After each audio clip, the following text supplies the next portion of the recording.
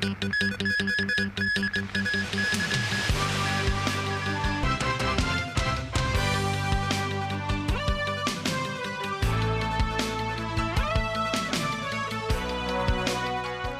evening and thank you for joining us. The 31st Asia-Pacific Economic Cooperation, or APEC, Economic Leaders Informal Dialogue has kicked off in Lima, the capital of Peru. The two-day summit is bringing together leaders from 21 economies that jointly account for almost two-thirds of global GDP and half of the world's trade. The APEC meeting held in Lima, Peru gathered leaders and representatives of Pacific Rim countries and economies. They include Canadian Prime Minister Justin Trudeau and U.S. President Joe Biden. With inclusion. In her welcome address, President Dina Boluarte of Peru said the summit aims to promote more inclusive economic growth.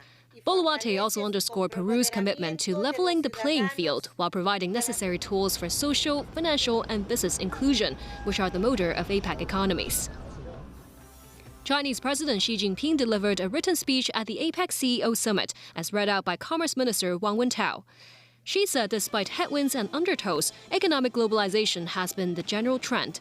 He said the attempt to block economic cooperation and break up the interdependence of the world amounts to backpedaling, while noting how global prosperity and stability cannot be achieved when the rich get richer and the poor get poorer. True development means common development of all countries, Xi said. Noting that innovation is a source of productivity, Xi also highlighted the benefits of artificial intelligence and other emerging technologies to rev up world economic growth. He also expressed confidence in meeting this year's growth targets for China, with China remaining the biggest engine of world economic growth. He added the country will continue to share China's development opportunities with the world. On the sidelines of the APEC summit, President Xi Jinping held talks with regional leaders, including the Prime Minister of Japan and the President of South Korea, among others. China and Japan agreed to translate the consensus reached on the issue of the discharge of nuclear sewage from Fukushima into action as soon as possible. Xi Jinping is also expected to meet with U.S. President Joe Biden on Saturday, Peru time. Tracy Furness has more. President Xi Jinping met with Japanese Prime Minister Shigeru Ishiba on the sidelines of an informal meeting of APEC leaders in Lima, Peru on Friday. It marks the first meeting between the pair. Xi said he hopes Japan will work with China to establish mutual understanding and to handle major issues properly, including their historical issues and Taiwan, constructively manage differences and safeguard the political foundation of bilateral relations.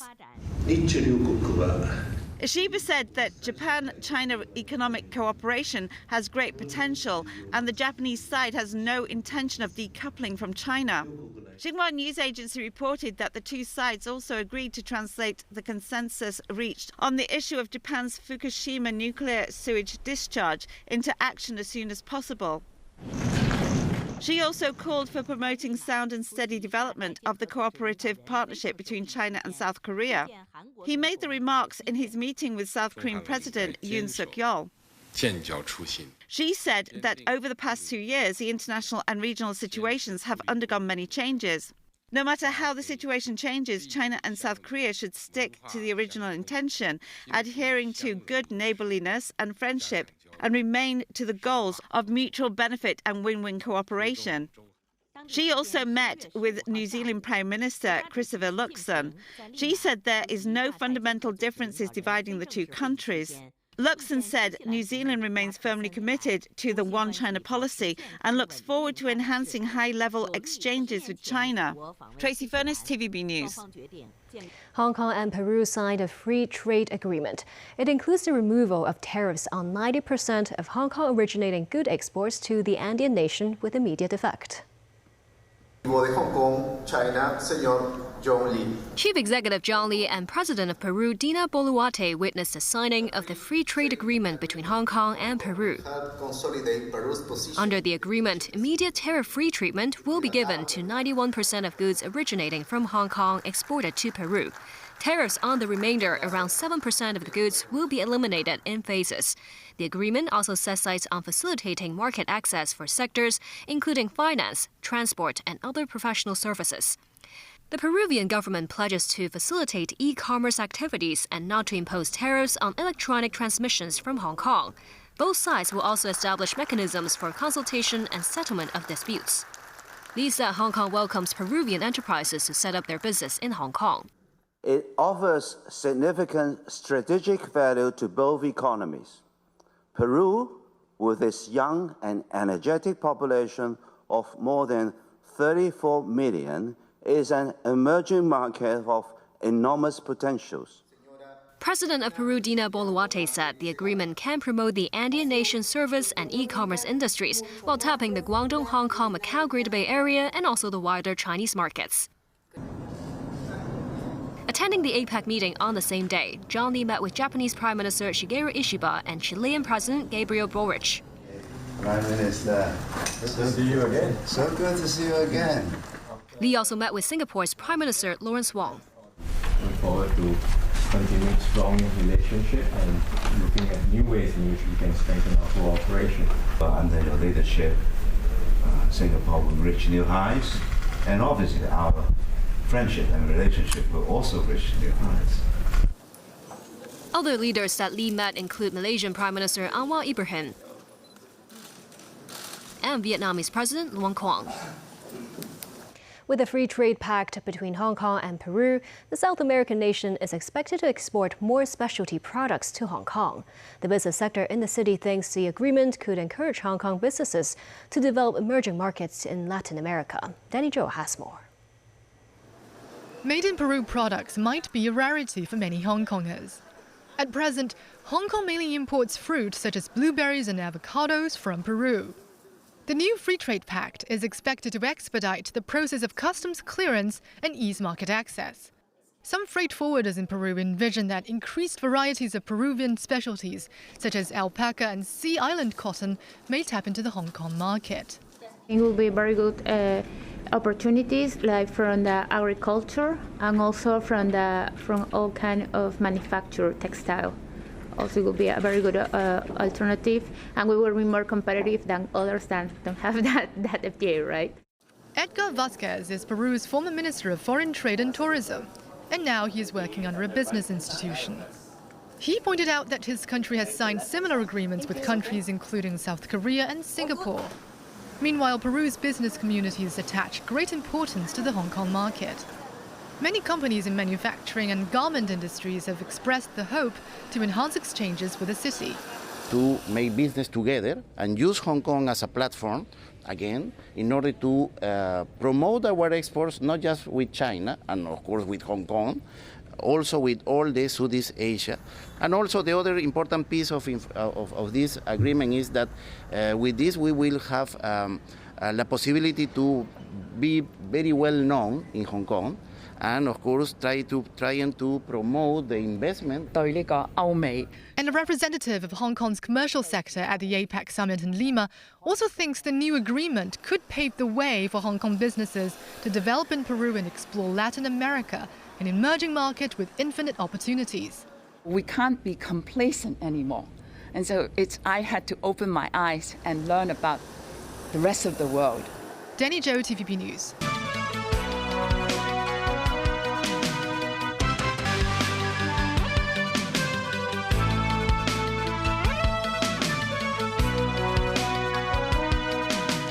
Welcome back. The Kai Tak Youth Sports Ground held its second test event this afternoon, featuring an international rugby match between the Hong Kong and Brazil teams. This as around 3,000 spectators gathered to watch the match, which is double the number of the previous test event. Timothy Lee tells us more.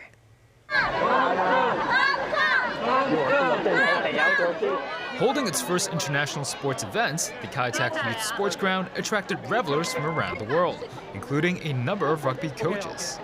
We feel great to come here to see the beautiful stadium. Walking in here, the whole atmosphere is cool. We're obviously early for the game, but it's been a good experience so far. I'm coming from Sai Kung, so it's super easy for me. Spectators entering the arena must first display a QR code, while food and drinks brought outside and larger umbrellas were not permitted to be brought inside. Organizers also arranged 2 fast lanes for people not carrying bags, but relatively few visitors used the lanes. Secretary for Security Chris Tang said the lanes could be used by other people if there are larger crowds, emphasizing the organizers' flexibility. This as the rugby match that drew scores of revelers from home and abroad pitted the Hong Kong team against Brazil. Some members of the crowd shared their thoughts on their experiences today. It was better than I thought, yeah, because I'd read about the issues, but get into the MTR and then it was 10 minutes, so not bad at all. I really like the stadium. I think that the seating area is really nice and I like how it's designed. Despite the rain, residents and tourists alike were not affected in their excitement for today's rugby match. This as several revelers said they appreciated the newer architecture and facilities at the Kai Tak Sports Park. Similar to the Hong Kong Stadium, the arena features food and drink stands, but some spectators found prices here a lot more expensive. I feel like it's a little bit overpriced, but it is an event. You have to, it's known to be expensive. Outside the stadium, numerous signs directing visitors to public transport, such as the Song Won Choi MTR station and buses to Prince Edward Road East, were displayed on Olympic Avenue. Police officers have also been deployed to offer assistance. Secretary for Culture, Sports and Tourism, Kevin Yeung, noted the event today ran much more smoothly compared with the previous match. He added the government has learned from experience to ensure a more convenient experience for spectators, and hopes visitors will offer their opinions for further improvements. Timothy Lee, TVB News. Today is day 3 of Macau's Grand Prix 2024. The 71st edition of the motorsport road racing extravaganza has drawn tourists to the enclave, buoying the occupancy rate of some hotels by 20%.